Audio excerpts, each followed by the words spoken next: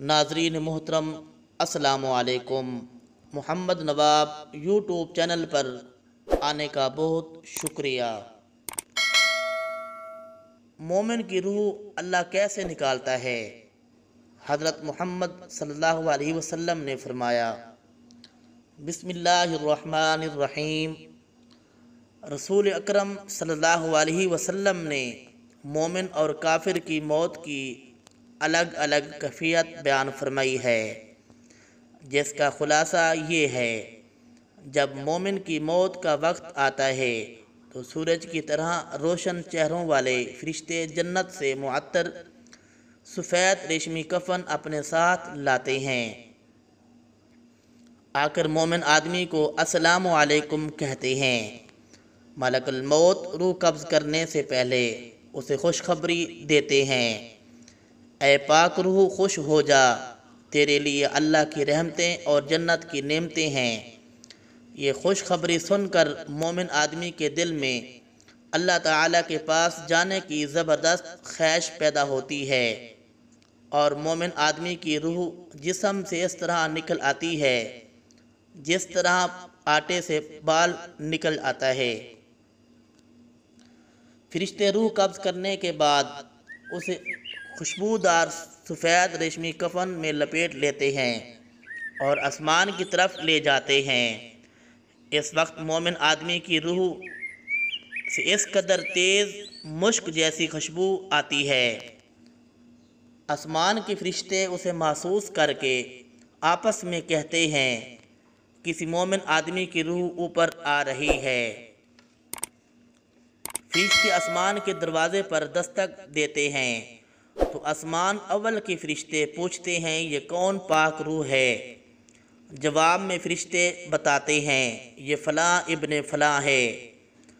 आसमान के फरिश्ते इसके लिए दरवाज़ा खोलते हैं, उसे खुश आमदीद कहते हैं और इस पाक रूह को अल्लाह ताला की रहमतों और नेमतों की बिशारत देते हैं। फरिश्ते उसे दूसरे आसमान की तरफ ले जाते हैं। आसमान अव्वल के फरिश्ते मोमिन आदमी की इज़्ज़त अफजाई के लिए दूसरे आसमान तक उसे अलविदा कहने जाते हैं। दूसरे आसमान पर मोमिन की रूह को पहले आसमान की तरह खुश आमदीद कहा जाता है। फिर तीसरे, चौथे, हत्ता के सातवें आसमान तक रूह पहुंच जाती है। वहां पहुंचने के बाद अल्लाह ताला की तरफ से हुक्म होता है, मेरे इस बंदे का नाम इल्लियीन बुलंद मर्तबा लोगों की फहरिस्त में लिख लो। इसके बाद उसकी रूह को जिस्म में सवालो जवाब के लिए दोबारा लुटा दिया जाता है। कब्र में आने वाले फरिश्तों को मुनकर और नकीर कहा जाता है। इनका चेहरा सियाह, आँखें गहरे रंग की बड़ी बड़ी चमकदार, दांत गाय के सींग जैसे बड़े बड़े, आवाज़ बिजली की तरह गर्जदार होती है। अपने दांतों से ज़मीन उखेड़ते हैं और गिरजदार आवाज़ में पूछते हैं, मन रब्बों का, तेरा रब कौन है? मन नबियों का, तेरा नबी कौन है? और मा दीनों का, तेरा दीन कौन सा है?